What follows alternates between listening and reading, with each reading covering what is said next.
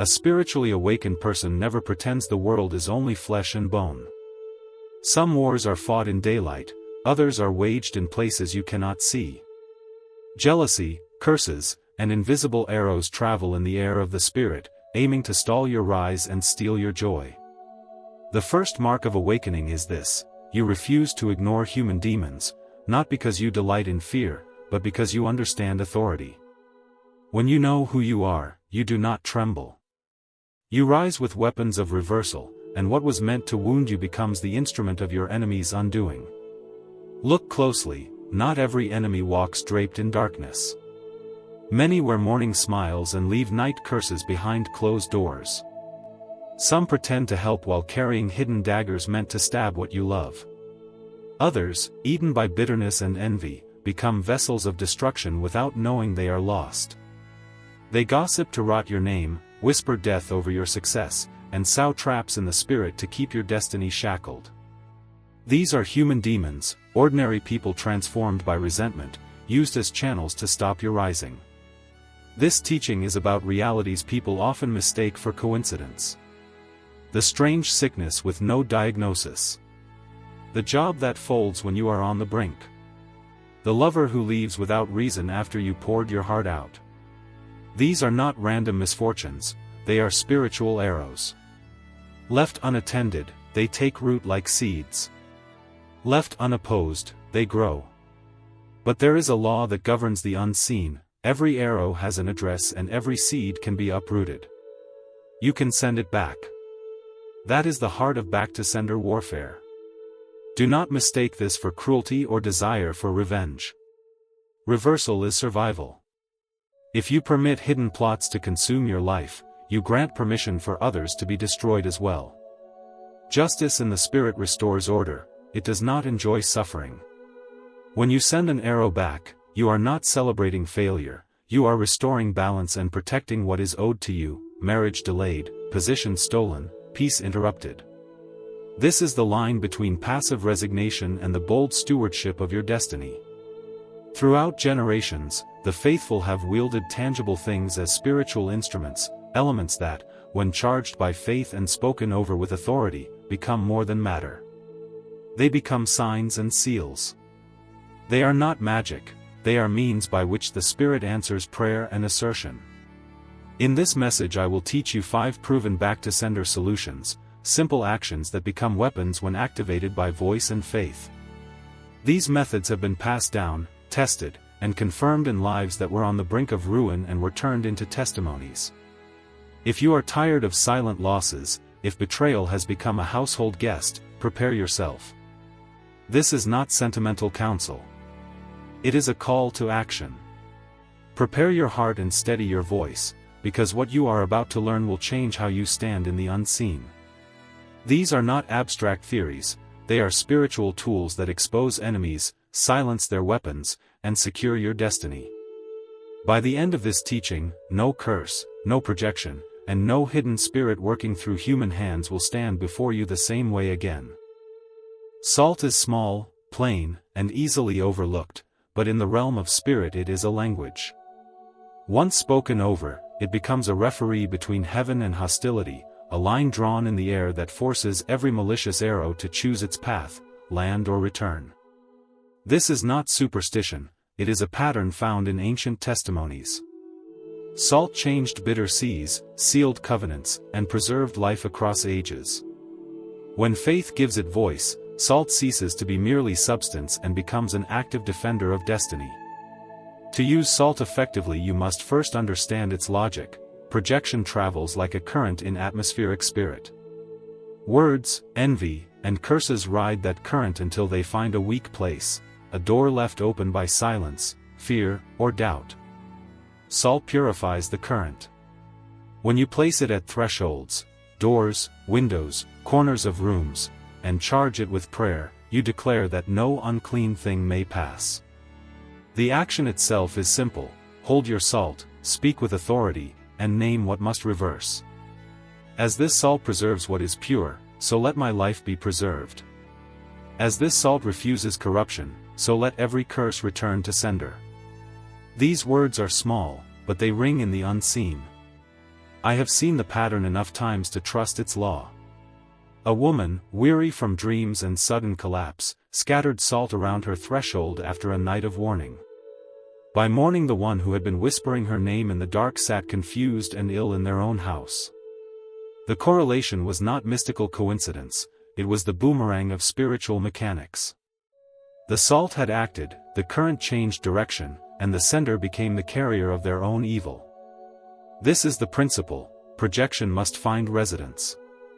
If you deny it residence, it finds its return. Do not limit salt to one ritual. Carry small amounts in pockets, in purses, under car seats. Sprinkle a line along the edge of a bed for tormented sleep. Place a pinch in the corners of an office when sabotage is suspected. Every grain that you consecrate with words becomes an alert in the spirit. Consistency matters. Human demons are habitual, they attempt again and again. Your war posture must be habitual too. A single night of sprinkling followed by neglect invites a repeat assault. Keep a rhythm: morning declarations, evening covering, and fresh salt after seasons of spiritual heaviness. When you pray over salt, fuse it with clarity. Name the thing: jealousy, sickness, slander, blocked marriage. Direct the reversal specifically: every arrow of jealousy aimed at my marriage, return to sender. The spirit responds to precision. Vague prayers scatter, precise decrees sharpen the boomerang. Combine salt with testimony. When you see reversal, a healed sickness, a stalled plot collapsing, declare it aloud. Testimony amplifies faith and signals to the atmosphere that your covering is active. Finally, pair wisdom with authority.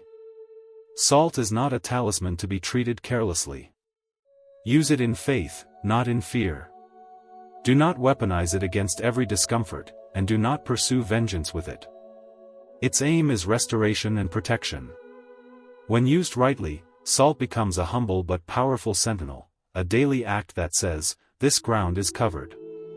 This destiny is preserved." Human demons scatter before such a boundary, and arrows destined for your life find their way back to the sender. Oil carries a mystery older than kingship itself. In every culture touched by the sacred, oil has marked authority, protection, and transformation. It is not merely liquid, it is seal. To be anointed is to be set apart, claimed, and shielded from the reach of forces that seek to diminish you. Human demons recognize this seal instinctively, they recoil from it, because the anointed vessel is not ordinary soil to plant curses in. It is marked ground, covered ground, and whatever is sent against it rebounds. Consider the ancient image: prophets anointed with oil before speaking divine truth, warriors smeared before battle, and kings crowned with oil before wearing their throne. This was not ceremony alone, it was covenant. Oil signaled that the one touched was wrapped in a mantle beyond human power. That mantle, invisible yet weighty, made them untouchable. Even the fiercest arrows could not land. Oil whispers to the spirit world, "This destiny is sealed." In your practice, the anointing must touch three gates: the mind, the hands, and the feet. These are the primary targets of unseen assault. The mind, where thoughts and destiny are conceived. The hands, where work and creation are born. The feet, where movement and progress begin. When you anoint these gates, you declare them off limits. Place oil on your forehead and decree clarity of vision. Rub it on your palms and call forth fruitfulness. Touch it to your feet and announce progress that cannot be blocked. Speak boldly as you anoint: "My mind is preserved. My work prospers. My steps advance." Every curse must return to its sender. One woman, burdened by repeated heartbreak, found freedom in this act. Every suitor vanished without reason, as though an unseen hand pushed them away. When she began to anoint herself daily, she noticed peace in her spirit and stability in her relationships. The vow spoken against her dissolved, and the very thing denied her became her testimony. That is the reversal power of oil: curses collapsing, arrows backfiring, destinies restored. Do not despise the small drop. It is not the measure of oil that matters but the measure of faith and word. Even a finger dipped lightly, when spoken over, becomes a fire in the unseen. Oil confuses the eyes of those who watch you with envy. They look, but see nothing. They plan, but cannot find their target. It makes your life slippery in their grasp. Their nets cannot hold you, their traps cannot bind you. Practical discipline is simple. Before stepping into the day, touch your oil and anoint yourself. Whisper decrees with confidence. Renew the seal daily. Each morning you renew covenant, each act sharpens your shield. Over time, those who wished you ruin will find their curses piling upon themselves. Human demons thrive on passivity, but collapse before a life daily sealed. Remember, oil is not superstition. It is remembrance of divine ownership. Each drop you place says, I am not common ground, I am preserved ground. Human demons know this truth. They may whisper, they may attempt, but once oil speaks, their arrows ricochet, and the senders taste their own poison. This is the second great reversal weapon, oil, a seal of protection and a sword of return. Fire has always been the terror of both man and spirit. Nothing stands unchanged in its presence. It consumes, it transforms, it purifies. To invoke fire in spiritual warfare is not mere ritual with smoke and ash, it is summoning one of the oldest forces of reversal. Fire does not argue, it judges. Fire does not negotiate, it consumes. And when directed with intent, it reflects the energy of curses back to their makers with a force they cannot withstand. Remember Elijah, when false prophets stood arrayed against him, he did not trade words or plead for fairness. He called fire, and fire answered. That blaze silenced every rival altar and exposed every deceit. The same principle applies today. When you write down the words of slander, the names of betrayers, or the curses that have been hurled against your destiny, then sprinkle salt upon them and set them alight, you do not just watch paper burn. You participate in a cosmic law. Every projection returns, every curse collapses, every weapon dissolves in the flame and then rebounds to its origin. One man, crushed under repeated financial failures, discovered this path. Contracts dissolved in smoke, opportunities slipped away, and unseen hands sabotaged his every effort. Guided to the fire method, he wrote his name alongside the curses spoken against him, prayed, and watched them burn. Within weeks, his fortunes shifted. The same people who gloated at his decline suddenly wrestled with their own inexplicable losses. Fire had reversed the current, exposing the hidden source of his affliction. Fire is not play. It demands purity of heart and clarity of intention. To burn is not to take revenge upon innocent names, it is to dismantle the arrows confirmed against you. Approach fire with discernment. Combine it with prayer. Let every altar raised against me be reduced to ash. Let every rope binding my destiny burn away. Let the names tied to my downfall be consumed by the flame of reversal. These words ride the flames like fuel, ensuring that the ashes testify in the spirit that nothing remains. Ash carries meaning too. In the unseen, ashes symbolize finality. What is burned cannot be rebuilt. Once a curse has been reduced to ash, it cannot return in the same form. This is why human demons panic when they sense fire has been summoned against their work. They know their plots are not merely delayed, but permanently undone. The power of fire extends beyond curses into slander and gossip. Words, repeated long enough, become reality in the spirit. But when you write them down and burn them, you declare them null. You cut their energy at the root. And soon, those who spoke them find themselves ensnared by the very shame they tried to cast upon you. Make fire a rhythm, not a one-time event. Do it monthly, or whenever heaviness, betrayal, or strange dreams linger. Let every rising flame be a sword, and let every ash left behind testify, the arrow has returned, the curse has collapsed, the plot has failed. This is the third weapon of reversal, the fire that consumes and reflects. With it, you become untouchable, and those who sought your ruin are scorched by the blaze of their own intentions. Silence can be noble in the physical world, but in the spiritual it is often dangerous. Evil words are like seeds, left unchallenged, they sprout. Left unspoken against, they root themselves into the soil of your destiny.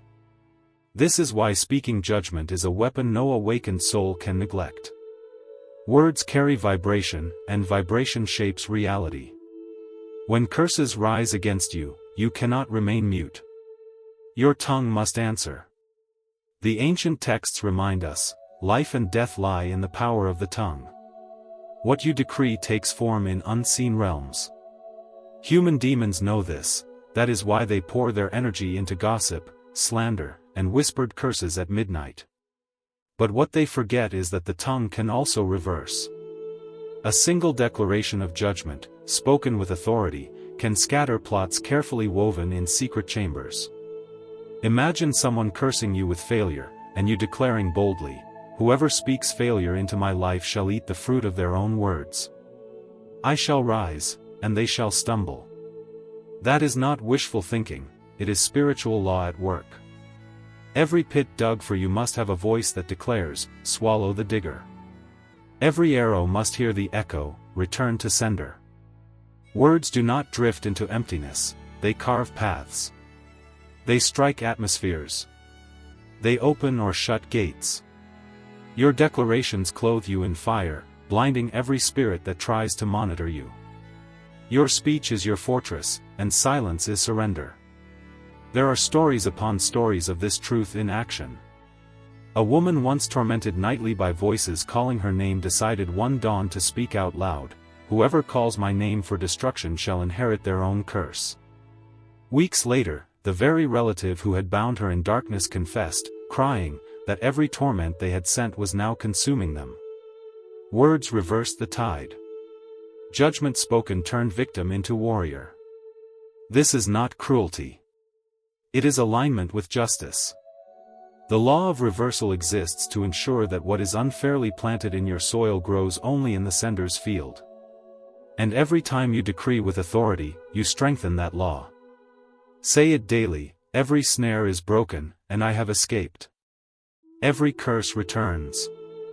Every evil wish dissolves into blessing." Speak until your spirit feels the release. Speak until the heaviness lifts. Speak until peace fills your chest and you know the arrow has found its true address. Human demons thrive on silence, but collapse under judgment.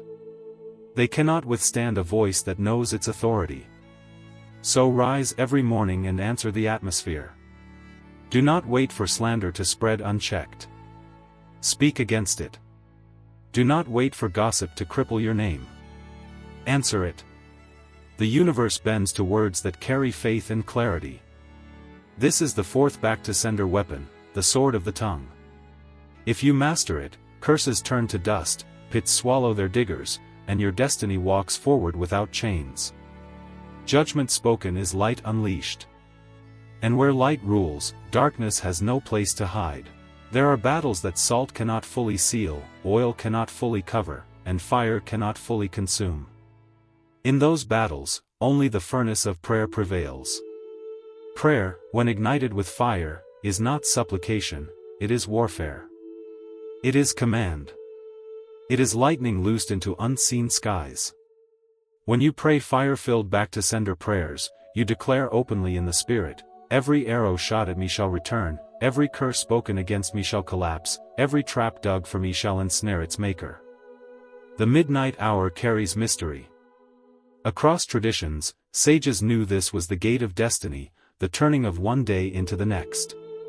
It is when many sleep, yet it is also when human demons are awake, whispering, summoning, planting arrows. That is why midnight prayers are feared in the realms of darkness. When your voice rises in that silence, it breaks through like thunder, scattering unseen gatherings. Every projection aimed at you at that hour is intercepted and reversed before it can take root. One young man, haunted by accidents each time his life began to prosper, rose at midnight for weeks to pray. With fire in his words he declared, "No arrow of destruction shall land on me, let it return sevenfold to its sender." Soon, his accidents ceased. His path cleared. Those who mocked his striving suddenly stumbled in their own affairs. His testimony is a mirror of the law. What you release in fiery prayer is answered in kind. Pray with precision. Do not hurl vague cries. Name the assault, sickness, delay, rejection, sabotage. Name its return. Every arrow of sickness returns by fire. Every voice of rejection boomerangs. Every net of sabotage entangles its owner. Specific decrees sharpen the flame. And do not pray timidly. Authority is the fuel. The stronger the fire in your tone, the quicker the reversal in the unseen. Consistency is your shield. A single midnight is not enough. Human demons do not quit after one failure. Persist until heaviness lifts. Persist until dreams of defeat vanish. Persist until you see confusion scatter among those who plotted your shame. This is not desperation, it is persistence in the law of reversal. Understand, prayer is not asking politely for help. It is declaring alignment with divine law. Salt may purify, oil may seal, fire may consume, words may cut, but prayer fuels them all. Without prayer, these are only objects and rituals. With prayer, they become blades of light. When your altar burns, no arrow can land. This is the fifth and fiercest weapon, fire-filled back-to-sender prayer. It surrounds you in a circle of flame. It blinds every monitoring spirit, silences every whisperer, and ensures that curses never land where they were sent. Instead, they fly back in confusion, striking only the one who summoned them. Build this altar, keep it burning, and you will walk clothed in invincibility. Now that the 5 reversal weapons have been laid before you, salt, oil, fire, judgment, and prayer, it is time to see the pattern that connects them. They are not random tools, nor scattered customs. Together they form a shield, a fortress layered in 5 rings. Salt guards the gates, oil seals the vessel, fire consumes hidden altars, judgment speaks destiny aloud, and prayer sustains them all with breath from the eternal flame. To neglect one weakens the circle, to use them all establishes unshakable covering. The greatest mistake many souls make is delay. They sense jealousy rising, betrayals forming, sabotage whispering at their door, and they say, "Tomorrow, I will act." Tomorrow never comes, and in the silence the arrows land. Human demons move quickly. They act in the night, in shadows, in secret words. If you hesitate, you give them ground. The law of reversal demands swiftness. The earlier you rise, the faster their traps collapse upon themselves. Fear is the ally of your enemy. When you cower, you empower them. Boldness disarms them. Every declaration, every sprinkling of salt, every touch of oil, every flame and prayer must be done with courage. Fearful action weakens the signal. Bold action shakes the atmosphere. It says clearly, this ground is not for rent. This destiny is not for trade. This soul is not for destruction. Stay alert. Human demons rarely expose themselves fully. They smile, they embrace, they even share bread. Yet behind the smile lies envy, and behind the embrace, daggers. You must sharpen discernment. Watch the patterns of life, sudden loss without cause, inexplicable rejection, repeating misfortune where blessing should flow. These are signs, and signs call for action. Do not ignore them as coincidence. Every sign is a summons, activate your weapons. Remain prayerful above all. Salt without prayer is only mineral. Oil without prayer is only liquid. Fire without prayer is only heat. Words without prayer are only noise. But when prayer ignites them, they become fire, shield, sword, and fortress. Do not treat these as charms. Treat them as conduits, alive only when charged with faith and word.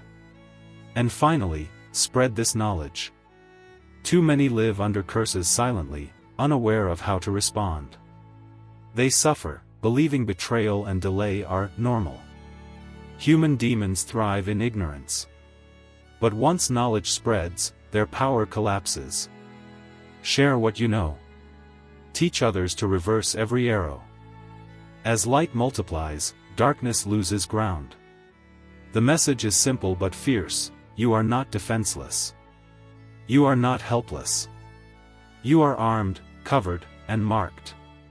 The choice lies with you, to remain passive prey or to rise as a warrior who sends every curse home. If you choose to rise, your life becomes a testimony. No arrow prospers, no pit swallows, no curse sticks. You become untouchable, because every evil finds its way back to sender.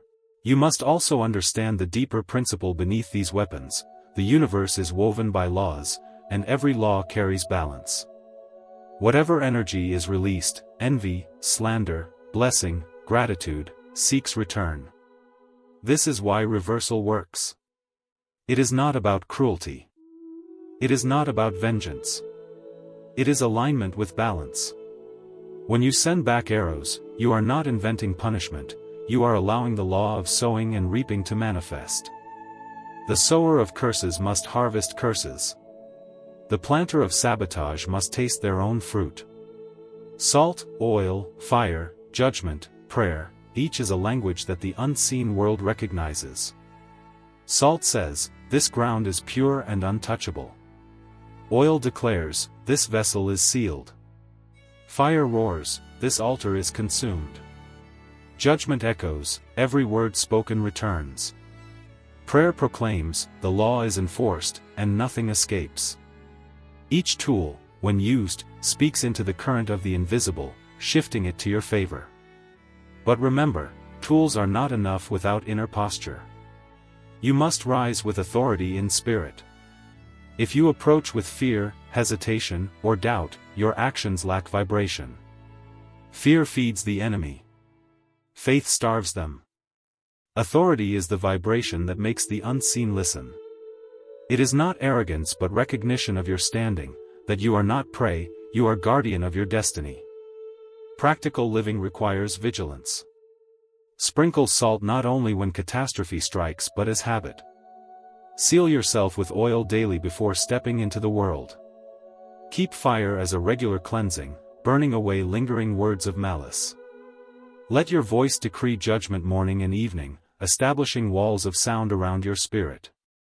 Rise at midnight, even if briefly, to enforce prayer while others sleep. These rhythms are not burdens, they are lifelines. They weave a covering so consistent that no arrow finds room to settle. Many testimonies prove this law. Families once torn by betrayal restored peace after learning these rhythms. Workers sabotaged in secret found promotions when they sealed their hands daily with oil. Students burdened by rejection saw doors open when they declared judgment against every whisper of failure. The results are not imagination, they are fruits of alignment with spiritual law. And as you practice, remember to remain pure in intent. These weapons are not to harm innocence or lash out at imagined offenses. They are shields, not swords of cruelty. They protect your path, restore your balance, and ensure that those who persist in darkness are consumed by their own shadows. When used with wisdom and purity, they transform fear into confidence, chaos into order, curses into blessings. This is the path of the awakened, never passive, never blind, but always alert and armed with divine solutions. Walk it, and you will see how every arrow fades, every curse rebounds, and every hidden enemy falls into the very pit they dug. Do not underestimate the persistence of those who walk as human demons. Their envy is tireless, their sabotage relentless. They rise early to plot, they whisper at night, they renew their arrows with consistency. This is why you must be more persistent than they are. Reversal is not a one-time act but a lifestyle. As often as they release poison, you must release purity. As often as they send arrows, you must send them back. Victory belongs not to the one who strikes once, but to the one who endures until the adversary collapses under the weight of their own weapons. Think of your daily practice as armor. Salt becomes your shield at the threshold, ensuring nothing enters your home unchallenged. Oil seals your vessel, making your mind, hands, and feet untouchable. Fire burns residue, consuming what lingers in secret. Judgment sharpens your tongue into a sword, ensuring no curse takes root. Prayer fuels them all, surrounding you like a fortress. Together they form a cycle that frustrates every attacker until they are broken by their own persistence. Fear will whisper to you, telling you the battle is too heavy, the arrows too many, the curses too strong. But fear is the lie that feeds your enemies. Boldness is the truth that starves them. Every time you act, sprinkling, sealing, burning, declaring, praying, you declare that you are not prey but warrior. Boldness shifts atmospheres. It tells the spirit world, this destiny will not be hijacked. This soul will not be enslaved. This name will not be erased. Remain discerning. Not every smiling face is safe, not every kind word is pure. Human demons often hide behind masks of familiarity. Watch patterns. Pay attention to sudden losses, inexplicable hostility, cycles of rejection that repeat without cause. These are signposts pointing to arrows in flight. Do not shrug them off as coincidence. They are invitations to action. Rise quickly and activate your weapons before the seeds grow roots. And never forget, these acts are not sorcery, not superstition, not cruel revenge. They are justice in motion. They restore balance to the scales. They return what was unfairly taken. They silence what was falsely spoken. They ensure that no one feeds off your light without facing the fire of their own intention. When practiced with purity of heart, reversal keeps you free while teaching the enemy the weight of their own deeds. This is the posture of the awakened, vigilant, armed, and unwavering. You may not stop arrows from being fired, but you can ensure none of them land. And as each one returns, the senders will learn, your destiny is shielded, your name is preserved, and every curse has only one address, back to its origin. Now the circle is complete. You have seen the weapons, learned their mysteries, and understood their rhythm. Salt, oil, fire, judgment, and prayer are not 5 separate acts but one woven garment of protection. When you wear it daily, you do not live as prey, you live as guardian of your own destiny. No arrow finds soil in you, no curse settles on your path, no pit swallows your steps. Every plot collapses under its own weight, and every word of destruction becomes the echo that haunts its sender. Remember always, ignorance is the ally of darkness. Too many suffer not because they are weak, but because they do not know. They treat sabotage as bad luck, betrayal as human nature, rejection as coincidence. But the awakened know these are signals, signs of spiritual arrows. And the awakened respond, not tomorrow, not next year, but immediately. Swift reversal saves destinies. Delay feeds destruction. Share these truths. A family that knows these weapons becomes a fortress. A community that practices reversal becomes unshakable. Human demons thrive in secret, but knowledge is light, and once light spreads, shadows flee. Do not hoard what you now hold. Teach it to those you love. Sprinkle salt over their thresholds, anoint them with oil, light fire to burn away residue, lead them in judgment declarations, and raise them at midnight for fiery prayers. Together, chains break faster, and the enemy's camp collapses sooner. Your life must now move with confidence. Each morning, declare your covering. Each evening, renew your shield. Each time heaviness enters, answer it with fire or judgment. Each time sabotage rises, sprinkle or seal. Each midnight you can rise, release prayer like thunder. Make these rhythms your second breath, and you will never again feel defenseless. This is not cruelty. It is not vengeance. It is survival through divine law. Every curse has an address. Every arrow knows its owner. Every pit is destined to swallow its digger. When you act with faith, the law ensures that what was meant for you returns to where it came from. This is balance. This is justice. This is survival turned into victory. So rise. Rise with boldness.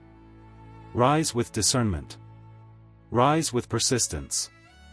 Let your life itself become a testimony that no human demon, no whispered curse, no hidden sabotage can withstand a soul armed with divine solutions.